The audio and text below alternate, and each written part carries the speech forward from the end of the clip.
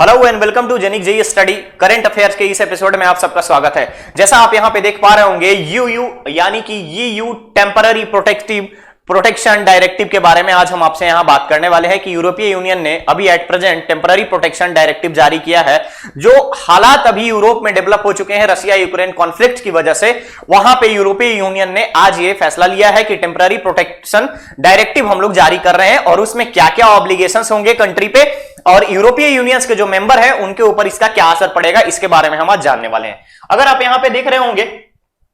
अगर आपको यहां पे दिख रहा होगा तो यहां पे सबसे बड़ी बात जो है, यूक्रेन से जितने भी लोग भाग रहे हैं, ध्यान रखना, यूक्रेन से जितने भी लोग भाग रहे हैं, जो भी जा रहे हैं बाहर के देशों में शरण ले रहे हैं, रिफ्यूजी बन रहे हैं, उन सब के लिए यूरोपीय यूनियन ने यहां पे डिसाइड किया है कि हम टेम्पररी, अगर हम बात करें तो टेम्पररी प्रोटेक्शन डायरेक्टिव यहां पे जारी किया गया है कि हम उनको क्या क्या प्रोवाइड करने वाले हैं। यानी कि रशिया के इन्वेजन के बाद यूक्रेन से जाने वाले लोगों को जो शरण ले रहे हैं आसपास के क्षेत्रों में, पोलैंड हो गया, स्विट्जरलैंड हो गया, स्लोवाकिया हो गया, हंगरी हो गया, इन सब में जगहों में जो जो लोग जा रहे हैं उन सब के लिए यहां पे बात की जा रही है। तो चलिए हम लोग इसके बारे में बहुत डिटेल जानेंगे। अगर आप यहां पे देख पा रहे होंगे तो जितना भी आपको ब्लू वाला सेक्शन दिख रहा है,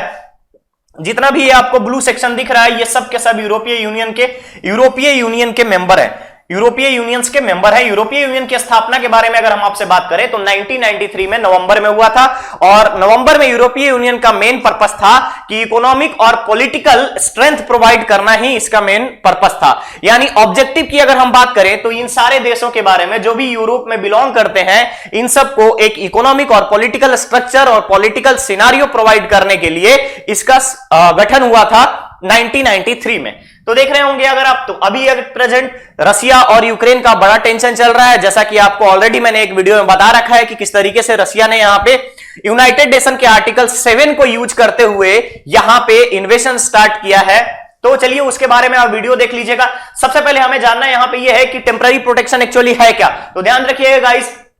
टेम्पररी प्रोटेक्शन की शुरुआत 2001 में शुरू की गई थी, ठीक है। टेम्पररी प्रोटेक्शन की शुरुआत 2001 में की गई थी और यहां पे जितना भी एक्सपोनेंशियल की अगर हम बात करें, एक्सेप्शनल मेजर्स को रखा गया था कि इमीडिएट हेल्प प्रोवाइड करने के रिगार्डिंग टेम्पररी प्रोटेक्शन के लिए जितने भी नॉन यूरोपियन कंट्री हैं, वहां से जो अगर लोग आ रहे हैं यहां पे, जितने भी डिसेबल पर्सन है, मान लीजिए आप अगर यूक्रेन में जाकर रह रहे हो और अचानक से आपको वहां पे कुछ ऐसा प्रॉब्लम क्रिएट हो जाता है जिसकी वजह से आप जा नहीं सकते हो, यूक्रेन छोड़ के बाहर नहीं आ सकते हो, तो इस केस में नेबरिंग कंट्री में आप जाकर के रह सकते हो। उसके लिए यहां पे प्रोटेक्शन अगर चालू किया गया है कि प्रोटेक्शन डायरेक्टिव्स इशू किए गए हैं यूरोपीय यूनियन के द्वारा। ध्यान दीजिएगा, अपने ओरिजिन कंट्री की अगर हम बात करें, जिस देश से आप बिलोंग करते हैं, अगर आप वहां पे नहीं जा पा रहे हैं तो उसके लिए इन्होंने एक टेम्पररी प्रोटेक्शन डायरेक्टिव जारी किया है। तो ध्यान रखिएगा गाइस, इंपॉर्टेंस क्या है इसका, इंपॉर्टेंस क्या है यहां पे। अगर हम यूरोपीय यूनियन के बारे में बात करें तो इनका आर्टिकल 1 जो है इसी चीज को डिस्क्राइब करता है। आर्टिकल 1 की हेल्प से इन्होंने डायरेक्टिव का स्टार्ट किया है और पर्पस जो है इनका कि जितने भी लोग अपने ओरिजिन, जो उनका कंट्री है जहां से वो प्रॉपर बिलोंग करते हैं, अगर वो यूरोपीय यूनियन के किसी कंट्री में रह रहे हो तो बेशक उनका काम बनता है, यूरोपीय यूनियन के मेंबर्स का काम बनता है कि जो व्यक्ति हमारे यहां रह रहा है उनको किसी एक प्रॉपर टाइम पीरियड तक हम उनकी रक्षा करें, उनको प्रोटेक्ट करें, ठीक है, आइदर इकोनॉमिकली और पॉलिटिकली। ध्यान दीजिएगा, इंपॉर्टेंस के बारे में अगर मैं आपको बताऊं तो यूरोपीय यूनियन का जो मेन पॉलिसी है, ध्यान दीजिएगा, यहां पे यूरोपीय यूनियन का जो पॉलिसी है उस पॉलिसी के आधार पर यहां पे जितने भी रिफ्यूजीज आ रहे हैं, यानी कि जो फ्लाई कर रहे हैं वहां से, रशिया के इन्वेजन से डर करके यूक्रेन से भाग रहे हैं, उन सबको प्रोटेक्ट करना इनका मेन पर्पस है, मेन पॉलिसी उसी के लिए है। अब आप यहां के देख रहे होंगे तो इन्होंने ये कहा है कि यूरोपीय यूनियन के ऊपर एक बर्डन तो जरूर पड़ेगा, क्योंकि यूक्रेन से और रिमेनिंग आसपास के कंट्री से अगर कोई व्यक्ति यूरोपीय यूनियन के मेंबर कंट्री में अगर जाकर के रहता है तो वहां पे एक थोड़ा सा अर्थव्यवस्था पे एक भार पड़ेगा, लेकिन इस अर्थव्यवस्था का भार जो है यूरोपीय यूनियन के सारे कंट्री मिलकर के उठाएंगे। अगर किसी भी कंट्री में आप जाकर के रहे हो, फॉर एग्जांपल अगर आप पोलैंड में रह रहे हो, स्विट्जरलैंड में रह रहे हो, तो यहां की यूरोपीय यूनियन पूरी की पूरी जिम्मेदारी आपकी उठाएगी। ध्यान रखिएगा। अब यहां पे हमारे पास एक इंपॉर्टेंट चीज आता है कि टेम्पररी प्रोटेक्शन डायरेक्टिव का शुरुआत कहां से हुआ, ओरिजिन कहां से हुआ। तो जिस तरीके से यूएसएसआर का इंटीग्रेशन हुआ था, यूएसएसआर का इंटीग्रेशन के बाद से यूरोप के सामने बहुत सारे आर्म्ड कॉन्फ्लिक्ट्स के बारे में आई, यानी यूरोप में बहुत सारे सशस्त्र विद्रोह के चीजें देखने को मिली, कॉन्फ्लिक्ट्स देखने को मिला, और उसी समय में इस कॉन्फ्लिक्ट्स की वजह से बहुत सारे जो लोग थे इधर उधर चले गए। इधर उधर जाने का मतलब है कि वो डिस्प्लेस्ड हो गए, उनका प्रॉपर आइडेंटिटी नहीं मिल पाया कि वो किस देश से है और कहां पे रह रहे हैं। बहुत सारे लोग आज भी यूरोप के इस कॉन्फ्लिक्ट की वजह से, यूएसएसआर के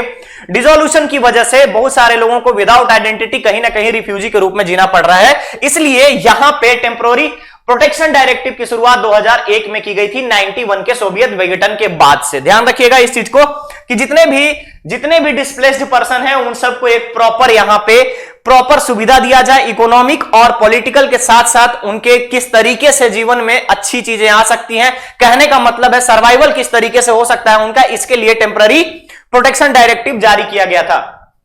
अब यहां पे ऑब्लिगेशंस क्या क्या हो सकते हैं, ध्यान रखिएगा। यूरोपीय यूनियन के जितने भी कंट्री हैं उनके ऊपर ऑब्लिगेशंस लगाए गए हैं यूरोपीय यूनियन के द्वारा लगाया गया है कि कोई भी ऐसा रेसिडेंस है कि कम से कम 1 से लेकर के यानी 1 to 3 इयर्स का आप उनको रेसिडेंस प्रोवाइड करोगे। दूसरी चीज है कि उनको जॉब के साथ साथ उनका घर के साथ साथ सोशल वेलफेयर और मेडिकल ट्रीटमेंट, साथ ही साथ एजुकेशन। अगर मान लो कि कोई फैमिली वहां गई है, उनके पास कोई माइनर है,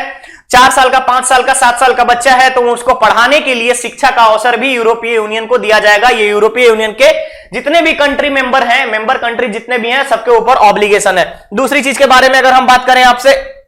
तो यहां पे ऑलरेडी मेंशन कर दिया गया है कि कुछ स्पेशल सर्कमस्टांसेस में फैमिली को रीयूनाइट होने का काम भी यूरोपीय यूनियन की कंट्री करवाएगी। रीयूनाइट होने का मतलब है, मान लीजिए कि कोई व्यक्ति अगर स्लोवाकिया में रह रहा है और कोई व्यक्ति उनका स्विट्जरलैंड में चले गया है, तो दोनों को एक जगह पे गैदरिंग करवाने की बात भी यूरोपीय यूनियन ने कहा है, और यह एक बेहद ही सराहनीय कदम है। अगर आप देखेंगे तो इसको अप्रिशिएट किया जाना चाहिए कि जो लोग अपनी आइडेंटिटी लॉस्ट कर देते हैं उनके लिए एक बेहतर चीज साबित हो सकती है, बेहतर स्टेप साबित हो सकता है, और यहां पे यूरोपीय यूनियन ने इस चीज का बहुत ही अच्छा एक ऑब्लिगेशन दिया है जितने भी उसके सदस्य राष्ट्र हैं उसके ऊपर। दूसरी चीज है कि जितना भी नॉर्मल असाइलम प्रोसीजर है सबको प्रोवाइड किया जाएगा, यानी शेल्टर्स के बारे में अगर हम आपसे बात करें तो सबको आश्रय दिया जाएगा जितने भी मिसप्लेस्ड लोग हैं उनके बाद। दूसरी बात,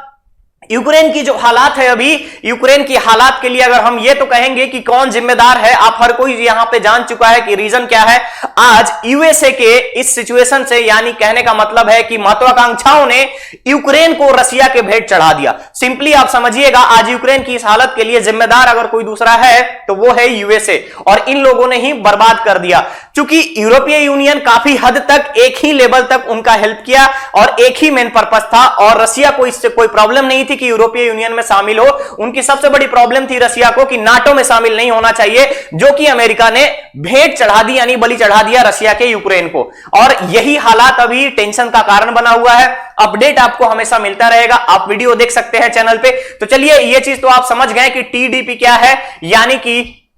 टेम्पररी प्रोटेक्शन अगर हम बात करें, डायरेक्टिव क्या है, इन सारी चीजों के बारे में मैं ऑलरेडी बता चुका हूं। यूरोपीय यूनियन से अगर इंपॉर्टेंट चीज बन सकता है तो वो है कि इसकी स्थापना कब हुई और इसका हेडक्वार्टर कहां है। तो ध्यान रखिएगा गाइस, इसका जो हेडक्वार्टर है वो नीदरलैंड में है यूरोपीय यूनियन का, और यहां पे एट प्रेजेंट यूरोपीय यूनियन में 30 के आसपास कंट्री यहां पे शामिल हो चुके हैं टोटल इसमें, और जिनका नॉन कॉम्पिटिटिव है, और कुछ ऐसे हैं लोग जो सिर्फ और सिर्फ व्यापार की वजह से इनसे जुड़े हुए हैं। तो चलिए, ऐसे ही खबरों के साथ बने रहिएगा जेनिक जेईएस स्टडी पे। बहुत जल्द हम लोग मिलने वाले हैं एक नए करंट अफेयर के टॉपिक के साथ। धन्यवाद।